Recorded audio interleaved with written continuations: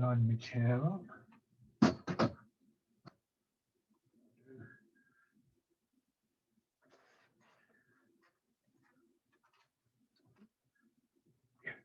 Okay, rub your hands together.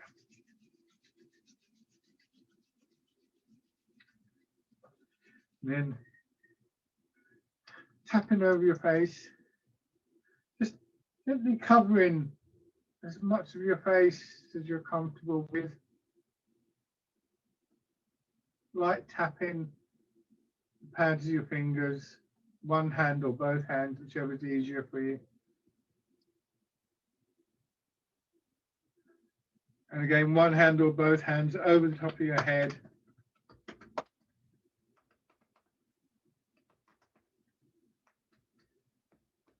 And then a little bit stronger on your shoulder. Your arm hung down, just feel that big muscle at the on the top of your shoulders slowly starting to relax. And your arm.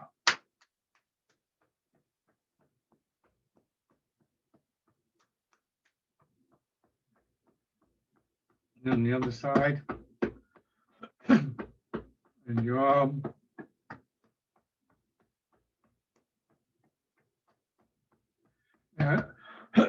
Excuse me, the upper part of your chest.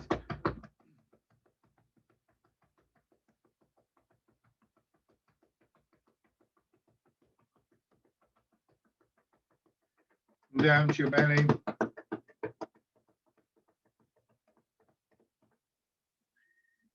And finally your legs.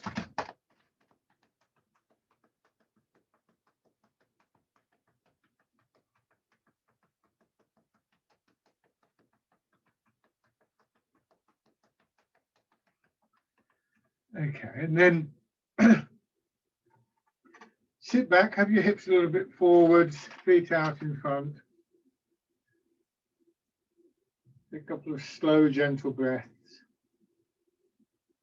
And try and make this a very deliberate act so that you sort of consciously switch your attention to inside your body, away from whatever's been occupying you in the morning or whatever. Not because that's a bad thing to be doing, to be thinking about things, because this is a chance to sit back from all of that, and it does require that sort of deliberate, conscious change. I think so you notice, you know, the weight of your body in hips and buttocks and your heels and the middle part of your back, wherever you feel the contact with the chair. You deliberately try and just relax in those areas, so that rather than resisting the feeling of dropping back, dropping into the chair, you actually yield to it. You actually allow yourself to settle into it. Notice any changes, and again, anywhere in your body that you feel maybe a bit tight or a bit stiff, just see if just by bringing your attention to it, sometimes you can kind of encourage a feeling of relaxation there. It's not always going to work, but sometimes it will.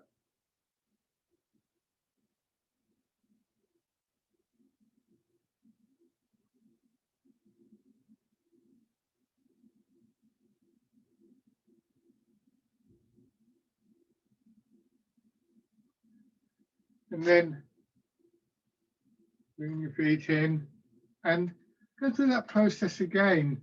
Really, what you want is for that feeling of awareness.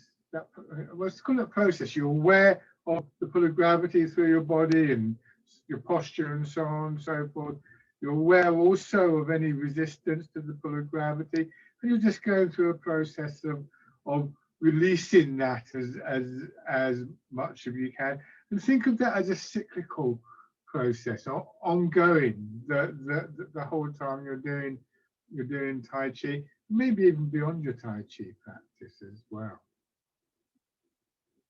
Notice, and I think perhaps more particularly in the upright stance, that when you do manage to, for instance, let your shoulders drop or something like that, you don't just collapse. That by releasing that tight, stiff feeling in the body, wherever we're able to do it, we actually discover what's underneath that. And one of the really important things that's underneath that is a kind of natural strength and natural support for your body. This is also very important to notice, I think, to remember that when we say, for instance, stop straining in our arms or our shoulders, it's very, very common, of course, that we don't just collapse. And that when we're doing the movements in Tai Chi, when we stop concerning ourselves primarily with what's happening in the arms, it doesn't all fall apart, that there is this depth to the movements and to ourselves, really, that we can only really discover when we've broken through that surface tension. And again, this is an ongoing thing. It's almost like if you think about, if you're watching on a computer, there'll be any number of programs in the background simply ticking over, running. Or your house, you've probably got central heating. Well, the central heating is running, and it's just ongoing. You'll notice it if it stops running because your house will get cold. But you don't have to keep thinking consciously, oh, is the central heating working? It just is, and it's there in the background. And these are the sort of background processes we want for Tai Chi.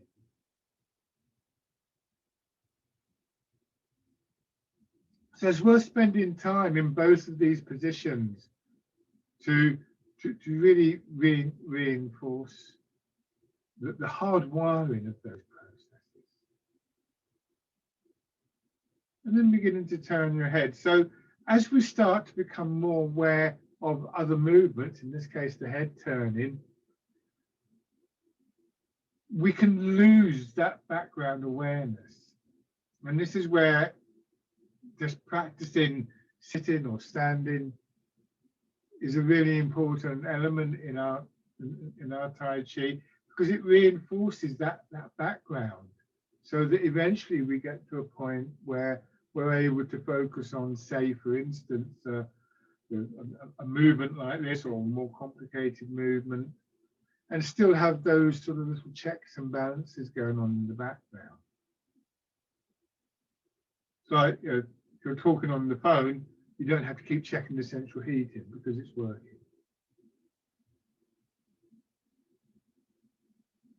And that's something that very much comes with practice, but the correct sort of practice. And then your arms. Often we find ourselves commenting, questions get asked, and it's about the arms, the hands, and so on and so forth. Really and truly, the ideal way of learning Tai Chi, if we had the patience for it, which most of us don't, to be honest.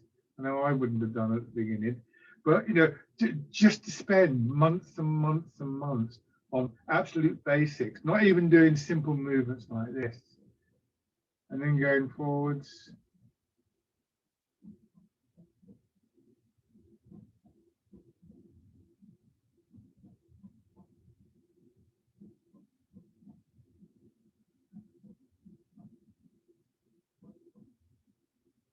Good. And rest your hand. Transfer of the weight is another really crucial element. So first of all, just gently forwards and backwards, feeling the shift from about a third of your weight, 2/3 of your weight, sorry, back in your hips and buttocks, to a point where really just over half is now forwards. And follow that. So here, if say you got sort of, I don't know, 33% of your weight in your legs, can you move forwards a little bit until you feel it's maybe 40, a bit more till it's 50, a bit more till it's 60, shall we say, or whatever you're aiming for. Really fine-tuning your awareness.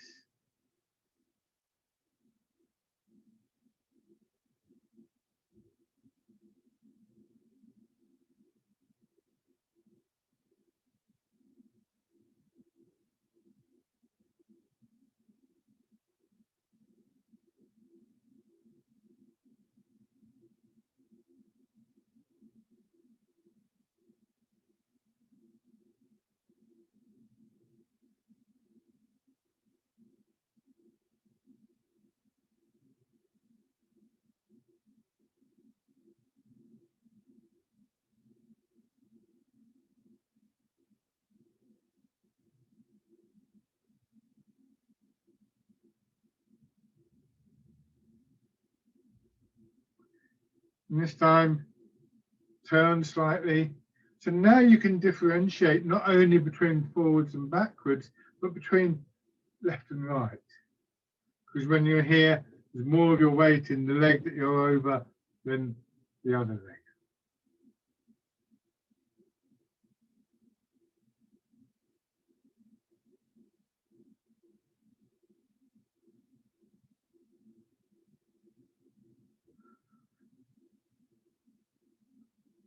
Change direction.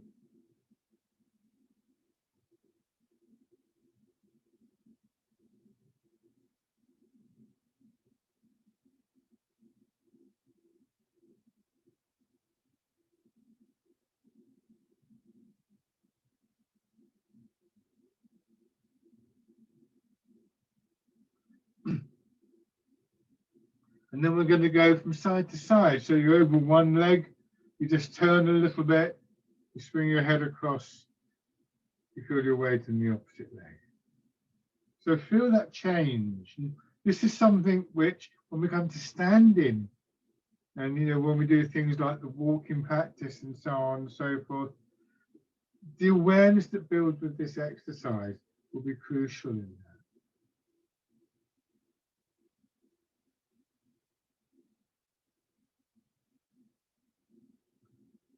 And then make it the full circle.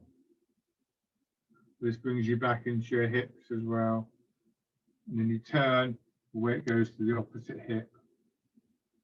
When I say the weight goes, I'm talking about the majority of the weight, until you get to a point where, if you're standing, say, one foot is up in the air or something like that, there will always be some residual weight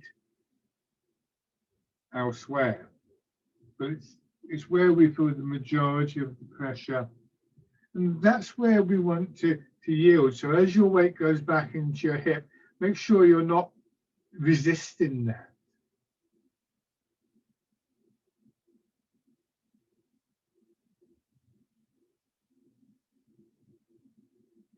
And go back the other way.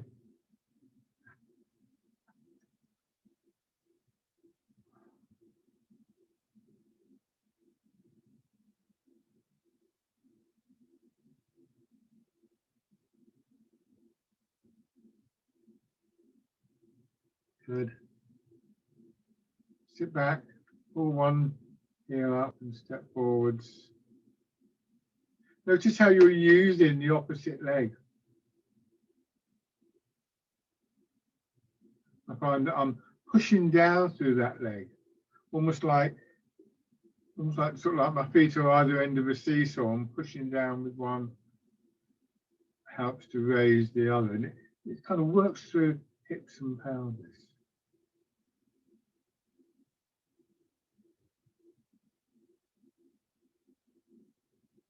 And on the other side.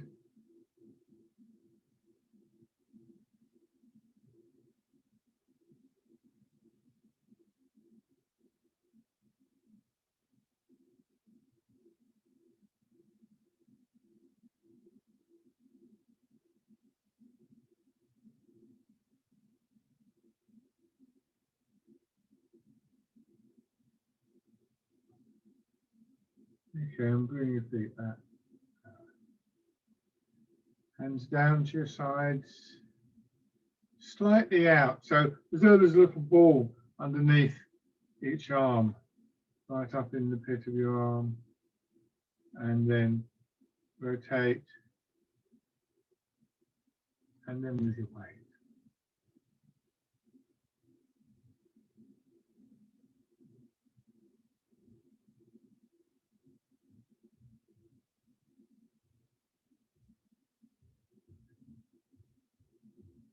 So the sort of giving way, as it were, the yielding to the pull of gravity is not just a sort of like passive thing.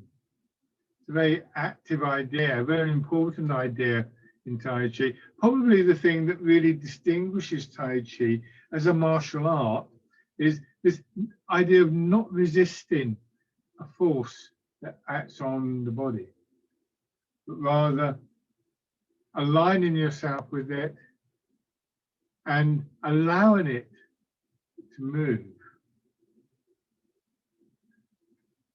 Force against force will always mean that the strongest force wins.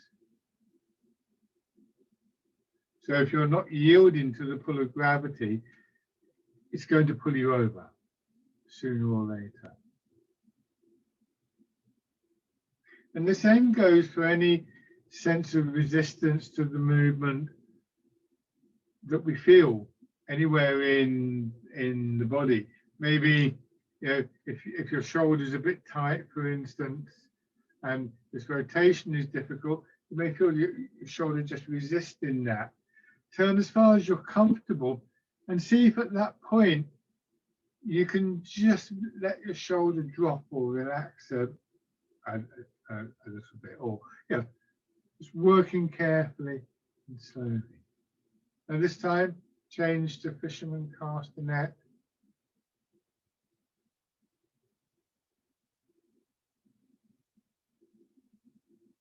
Your hands really shouldn't go much further out than in the previous exercise. Certainly, they shouldn't go higher.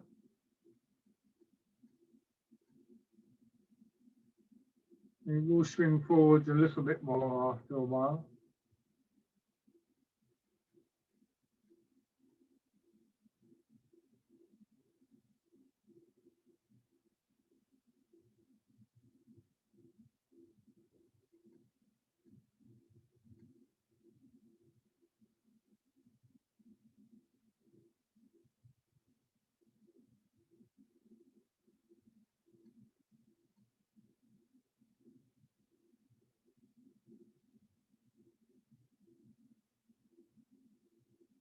And then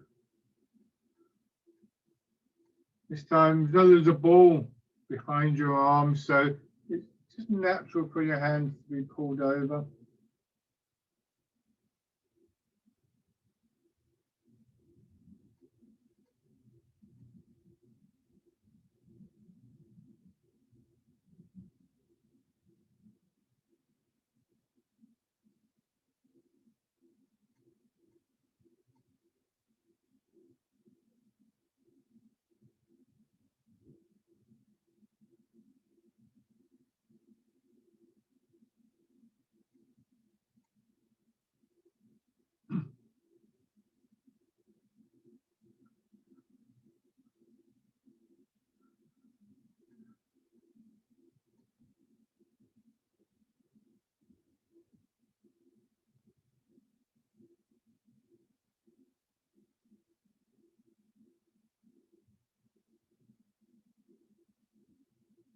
And then pigeon spreads its wings.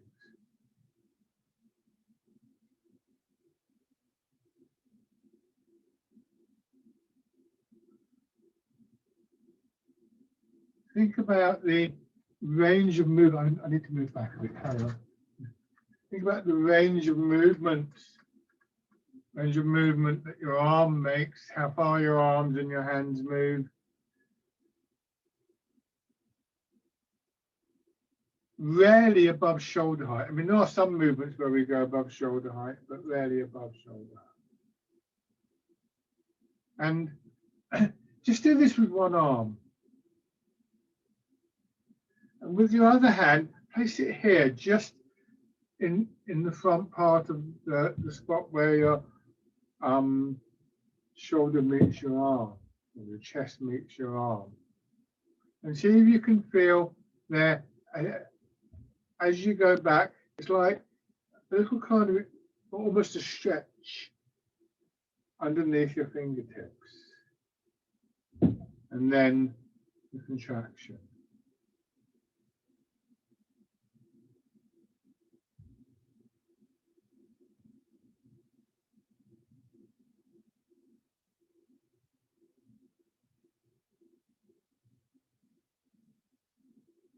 Try that on the other side.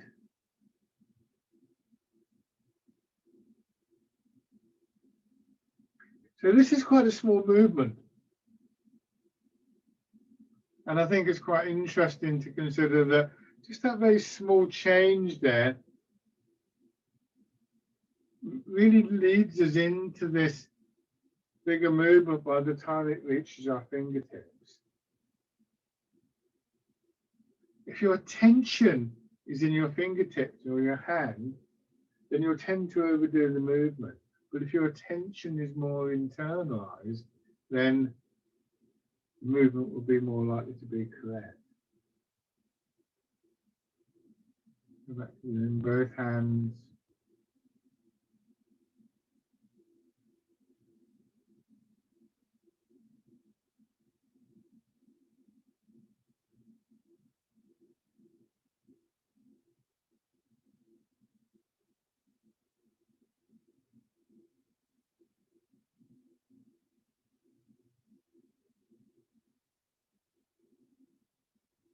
And this time, bring your hands in, notice the elbows go out to the front, pushing away.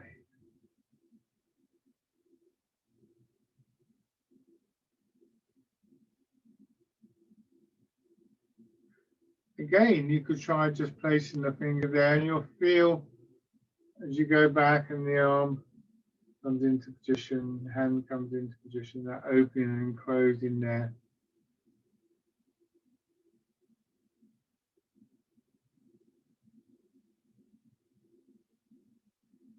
So what's actually happening when we do this is we're going back, but we've also got that opening across here. It's like somebody's just gently pulling your shoulders out from your body. And you'll notice across your shoulder blades, there's a contraction there. So it's the contraction across the shoulder blades that sort of pulls the chest out, and then the opposite movement, the contraction across the chest, that helps to push your arms forwards.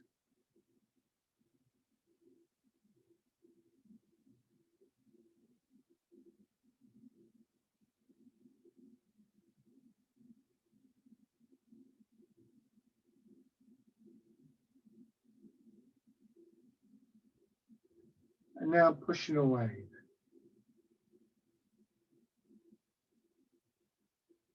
So not pushing away, punch with both fists.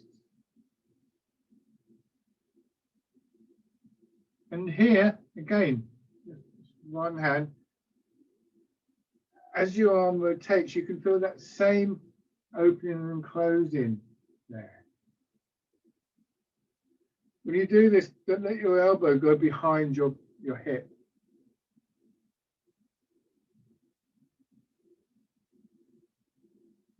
This is always assuming that you're still moving your weight, of course, which I think you probably are. You're all quite experienced.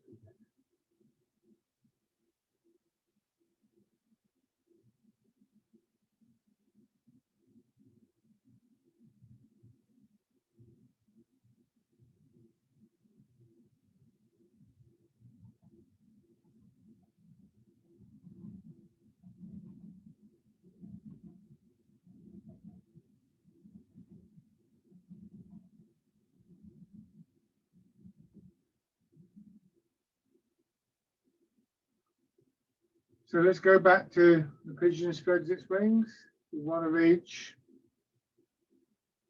So the differences between these two movements are actually very subtle, and a lot of the difference is actually in the mind. With the image and the function of the movement. Here, the pigeon spreads its wings. That image of the barrel-chested pigeon opening there. Pushing a wave has a definite function to it. You're pulling back and you're pushing forwards, as does punch with both fists. But here, not so much a push as it is that sense of just launching the hands out.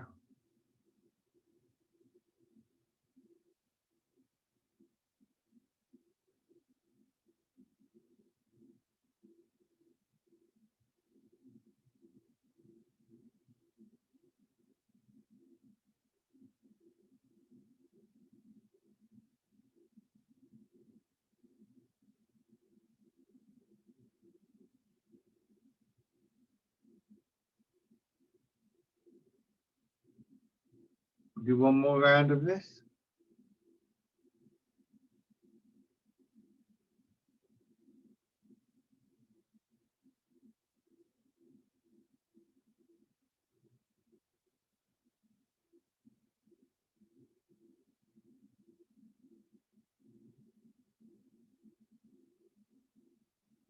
We'll carry on with the sequence now, pushing forward, turning your hands out a little bit wider. A little bit stronger rotation, always very carefully.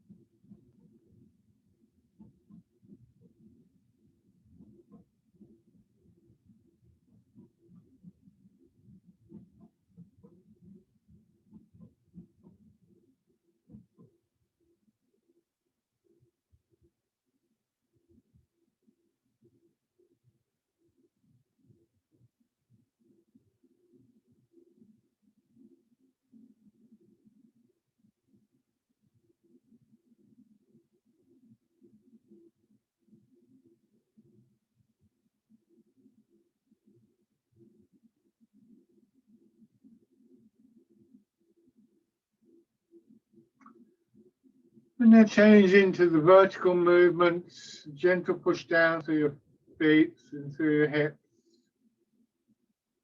back lengthening and contracting. Again, for this one, the hands don't go above shoulder height.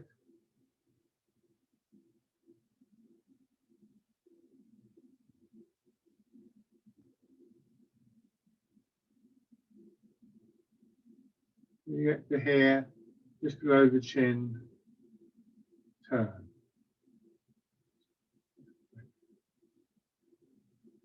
And again.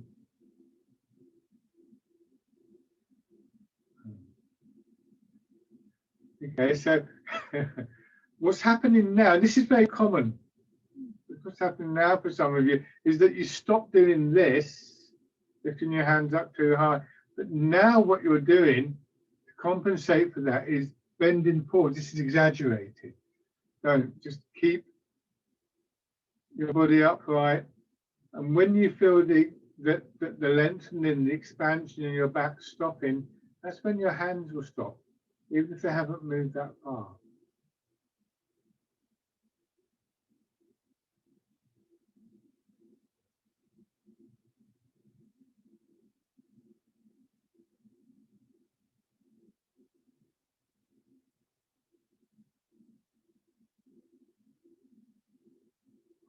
One more time.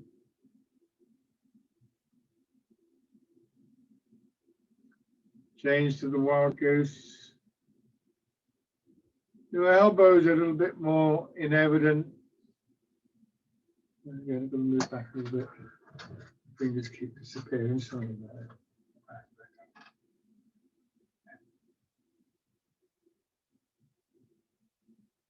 The expansion coming up from your legs, goes into your belly and your solar plexus. And I said about the idea of having a little ball underneath your arm. It's like the ball expands and contracts.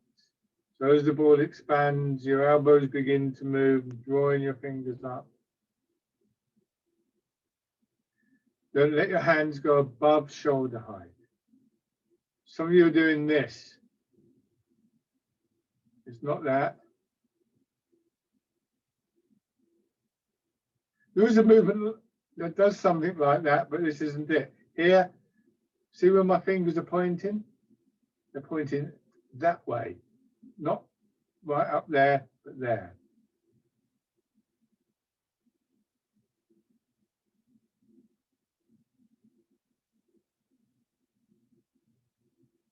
You should be able to see, because hopefully you can see yourself a little bit in the computer.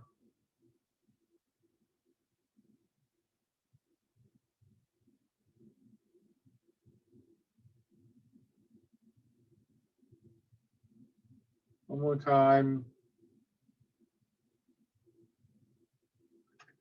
Heart in the clouds. Here for once, your hands will go above shoulder height, but your elbows don't. Or at least to start off with, they don't. You get to here, see where my elbows are, not up there, but down there. Hands across. And then the elbows drop down. See how that pulls the hands out?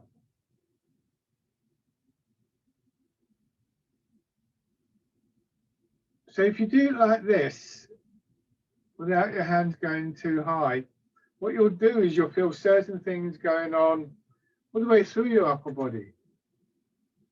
Areas that are expanding, pushing your arms out. And you focus your attention on those movements, not your arms, not your hands.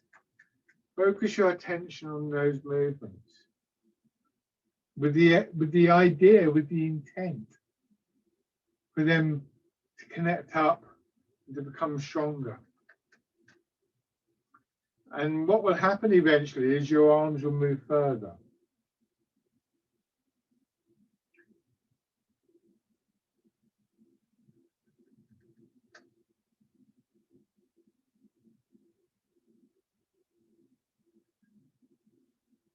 Like we say in Chinese medicine, the energy follows the mind. The body follows the energy. So for a movement to happen in your body, there needs to be, for it to happen properly, there needs to be an awareness of what you're trying to do. This is the key to development in Tai Chi. People sometimes say to me, when will we do the more advanced exercises? My response is always, you've already done them. It's more about how you do a very simple movement like a weight transfer. What's involved in that, where the impetus for the movement comes from. Now, dragon plucks the stars from the sky. Once again, feeling your hips sink, feeling the shoulder on one side really drop down and then push up. Look at this shoulder. I don't know how much you can see. You should be able to see it fairly well. You see what's happening?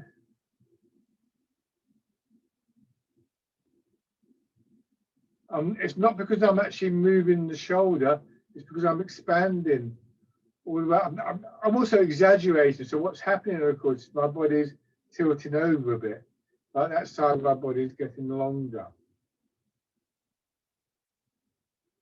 I just moderate that a little bit so I'm not thrown offline. You won't be able to see it now, but I can certainly feel it. And it's that movement which pushes the arm out and gives us dragon plucks the stars from the sky. Same thing on the other side. So once again, your elbow will move slightly before any other part of your arm.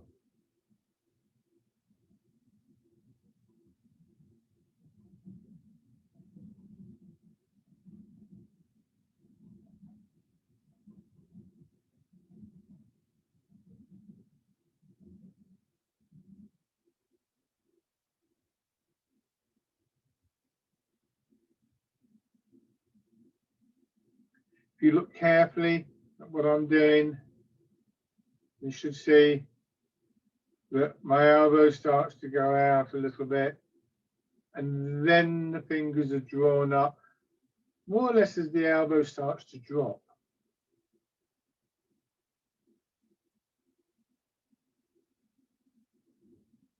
Feels awkward at first, but what will happen is that I develop a very strong awareness of this continual flow through your body. If you focus too much on your arms, then it'll be all about the arms, and that flow in your body will be a lot less obvious.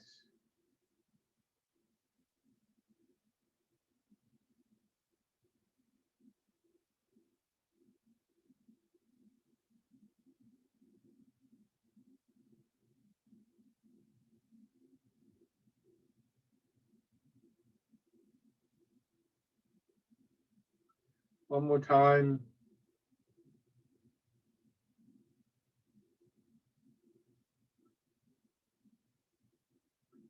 we apply the same thing here. It's not nearly so obvious here, but the same thing. If I exaggerate, elbows get pushed out, hands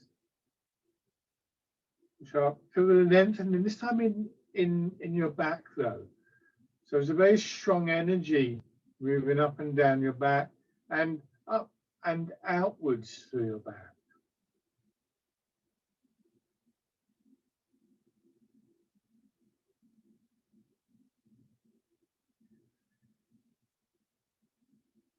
Again, people sometimes say, well, Tai Chi, it's all about the energy, isn't it? Which, yeah, sort of. But how can you work with the energy if you're not aware of it? What does that mean, the energy, in any case? How do you experience that in your body? So once again, a focused mind is really the key to understanding that aspect of it.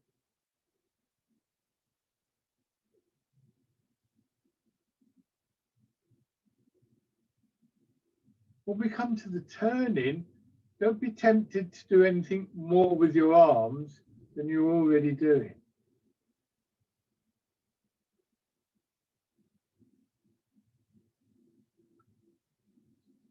You push out, you get to here, and you turn your body. That's all on that. You push out, you turn, come back, drawing your hands in. And then you face the front and push out.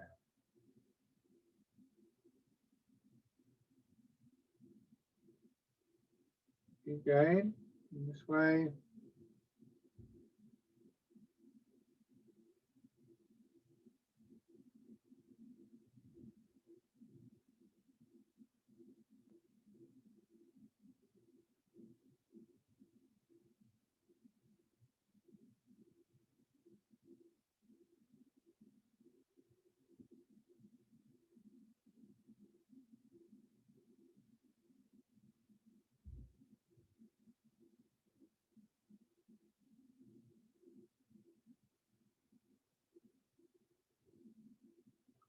One more round.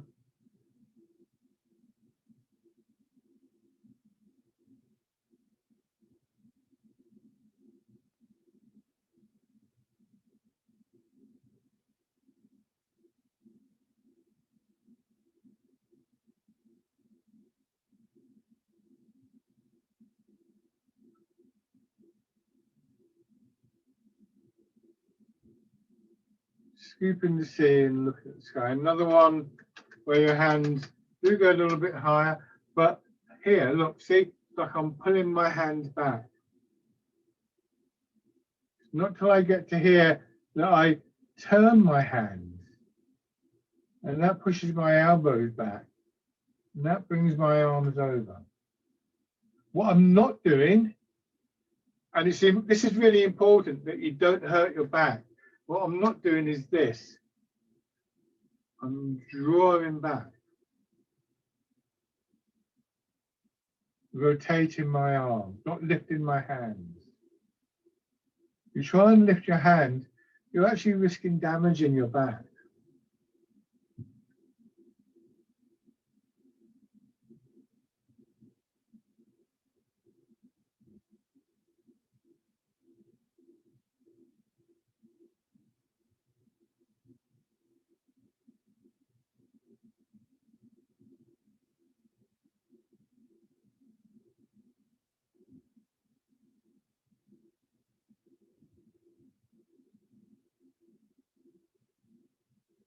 Switch over.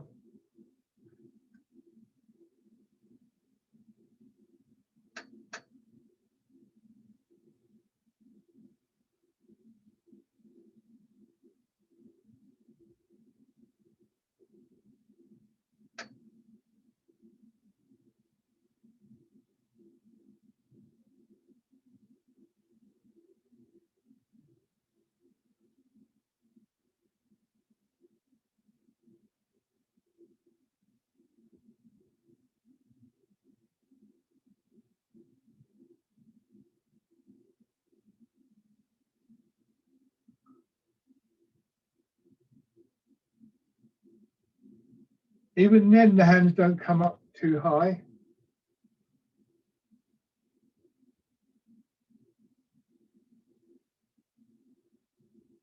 Switch over again. So now when we do grasping the tiger's ears, we're in this position here.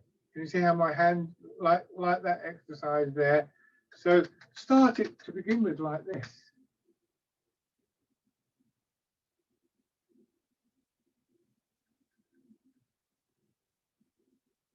And then this time, push your elbows out. And then drop them down a little bit as they come through.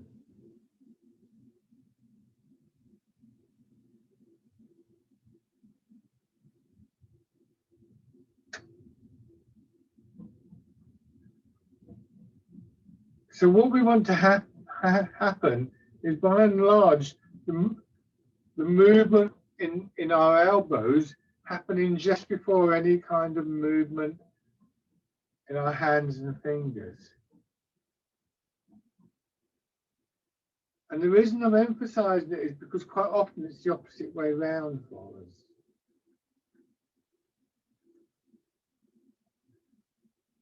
So at the heart of this, there is a change of perspective. Do we respond? Do we view what we're responding to from the outside in, from the hands first, or from the inside out, from the movement of the weight, the feelings of what's happening within the body, and so on and so forth? And it's that latter way that is really at the heart of the Tai Chi practice.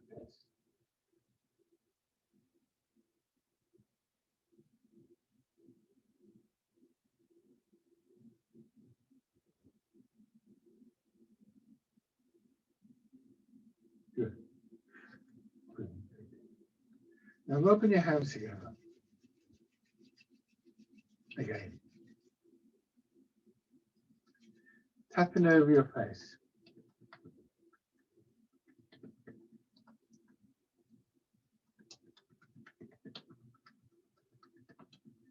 Over your head and neck.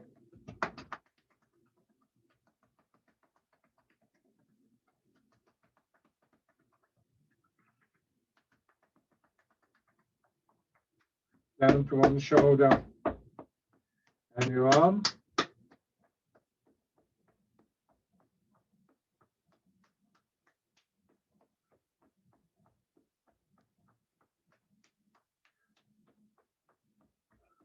The other side.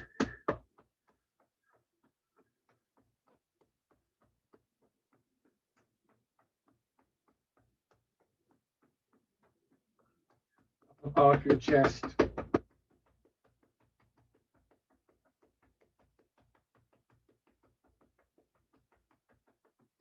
Belly.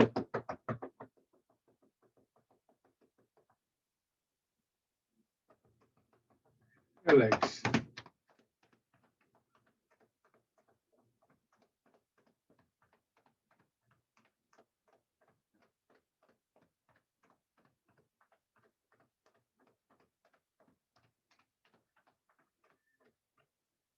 So stand.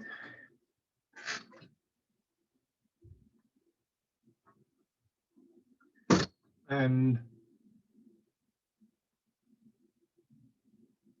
you see, give yourself a chance to find your posture. Look for that yielding to the pull of gravity, and look to arrange your body so that you're able to yield. Think about a drain pipe running down the side of your house.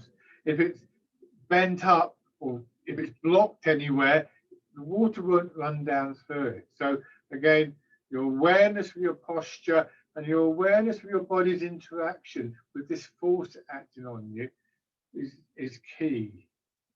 And then we yield a little bit more.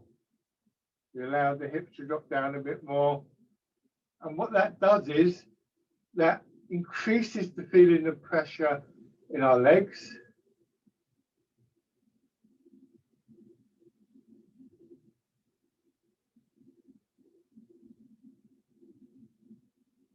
And our legs respond by absorbing that pressure and eventually pushing us back up.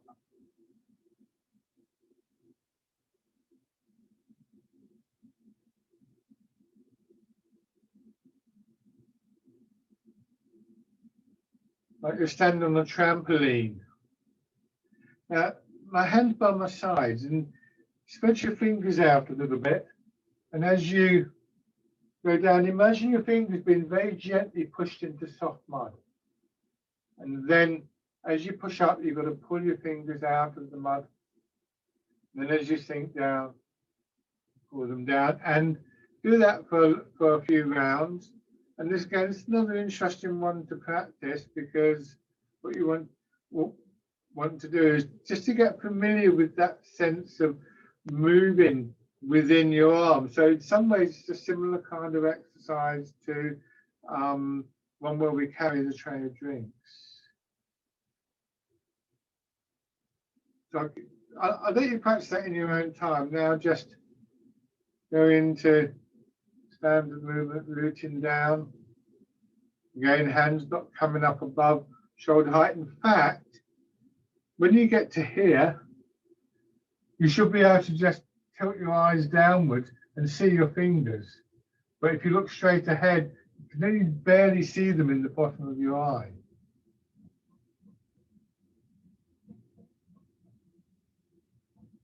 Do the push up from the ground, your back responding with a kind of lengthening.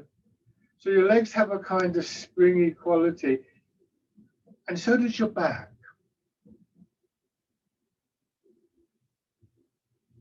And then wild goose.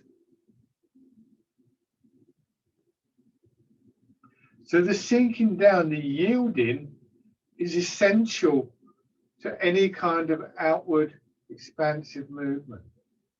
Just as if you jump on a trampoline, the downward movement is the essential prelude to being pushed up.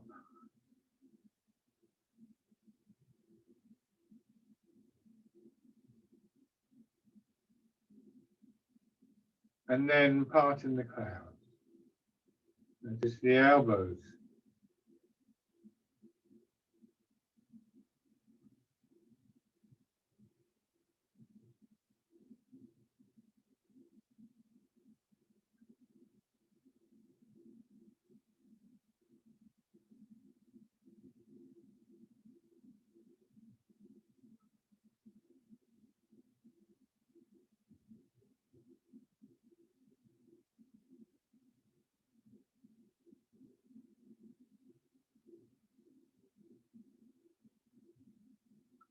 Good. And shake out. So when we talk about letting go in the hips, of allowing the hips to drop, it's not for aesthetic reasons. It's not because we think it's a nice idea to drop the hips. It's because if you don't drop the hips, nothing else can happen. Have you ever had one of those times when you're using a hairdryer or a kettle? You put yourself, what's wrong with the kettle? Why isn't it working? Yeah, and you realise you've forgotten to plug it in. Yeah, familiar? I'm sure we've all done that. I know I've done it loads. Oh, haven't turned the damn thing on. Dropping your hips holds that position. It's not something that is added on to everything else. It's actually the thing that we need to make Tai Chi work. So have one foot forwards and drop your hips.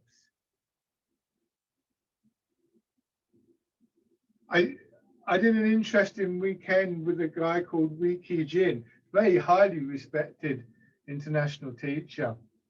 And he said that what we should feel is, it's like if you're vacuuming and you've stretched the vacuum cord out and suddenly the vacuum cleaner stops. And I think, well, what's wrong with that? And you go to the plug and there's just like a millimeter that the plug has been pulled out. Tiny little amount. That's all it takes to stop it. And he said the connection we have to the ground through the dropping of the hips is the same in Tai Chi. Now, what that should do is really encourage you to pay attention to this each time you settle into one foot. And one of the outcomes of that is that you'll find that you increasingly become more steady over that leg, more stable.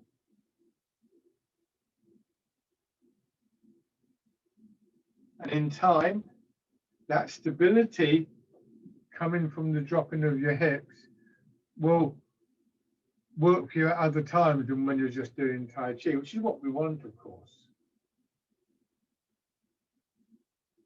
And then stepping in.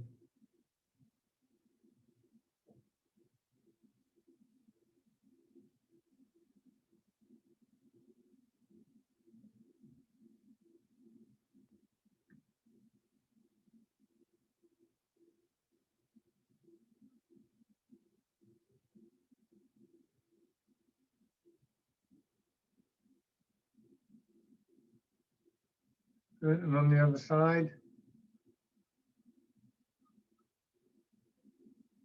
Another very important element about that dropping of your hips is that we associate it with that quality of calming in our minds.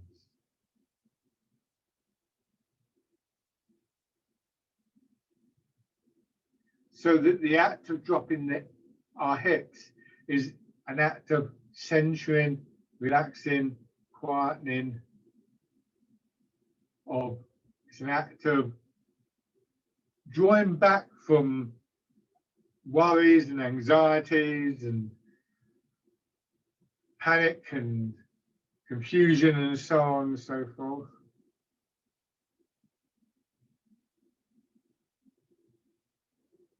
Because we train to hardwire the dropping of the hips as a mind-body process. Raising your toes and your heel. So the reputation that Tai Chi has as something that has a very profoundly relaxing quality to it is also very dependent on that simple dropping down.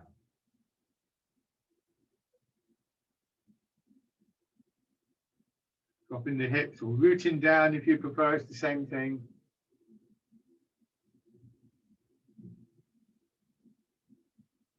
And then step in.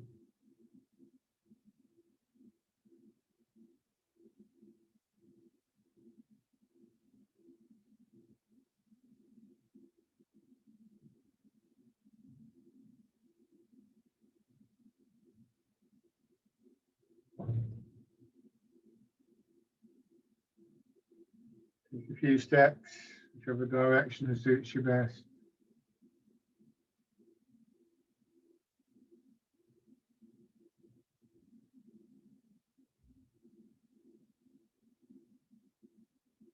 And then back the other way.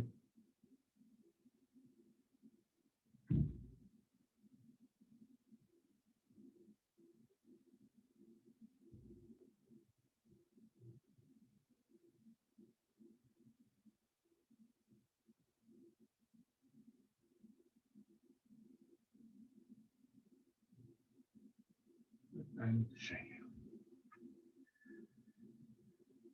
1 foot forwards, sink back, bird folds its wings.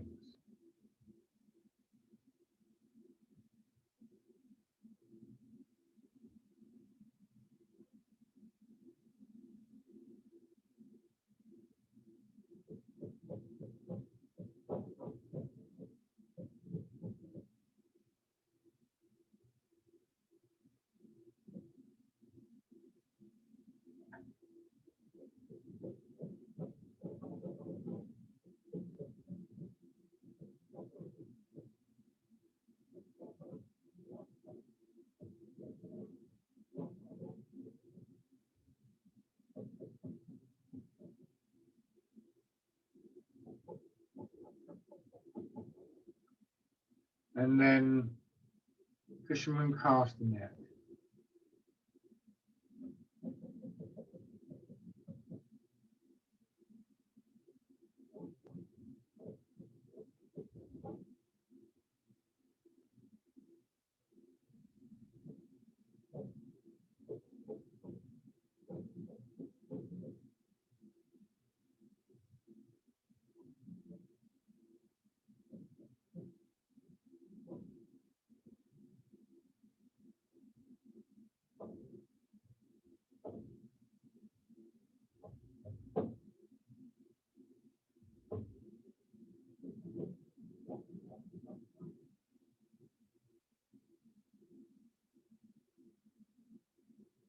Good. And on the other side.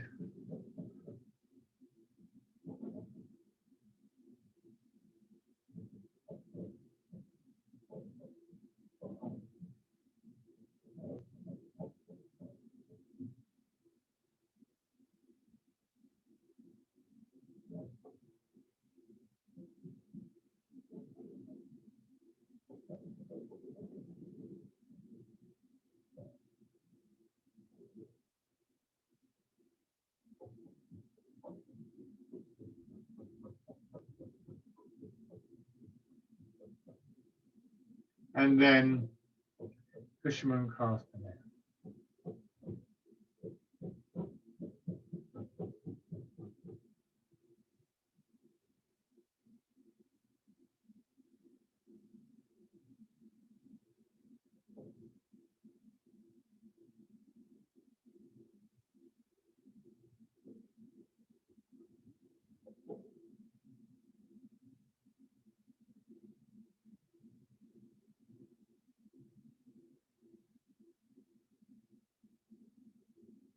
Good.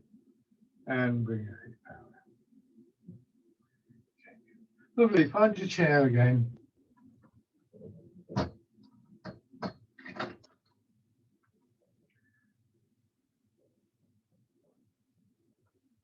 So yielding, dropping your hips, rooting down, is actually not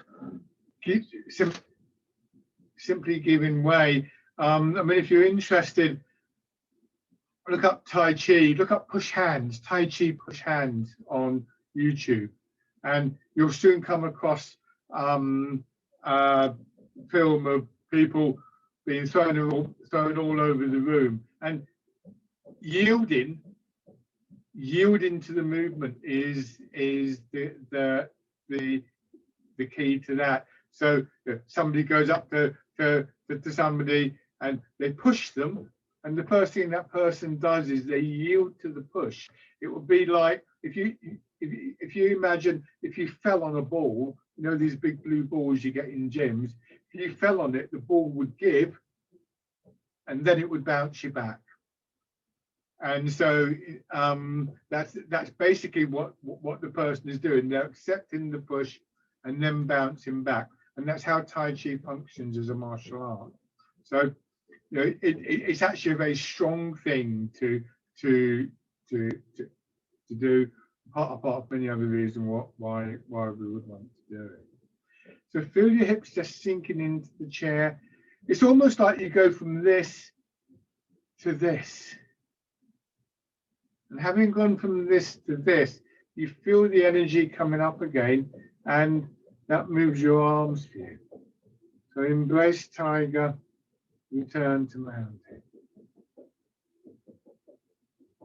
If your attention comes too much into your arms, it will change how you're doing the movement. One of the reasons I kept it very simple today, because I wanted you to really feel what was going on within the body. The more complicated an exercise is, the more likely you are to lose that awareness.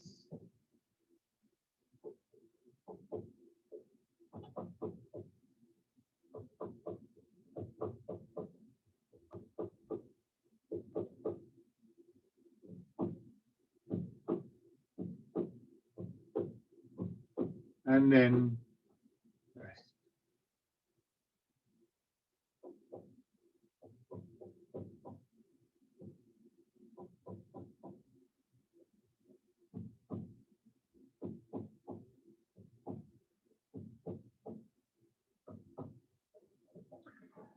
Okay.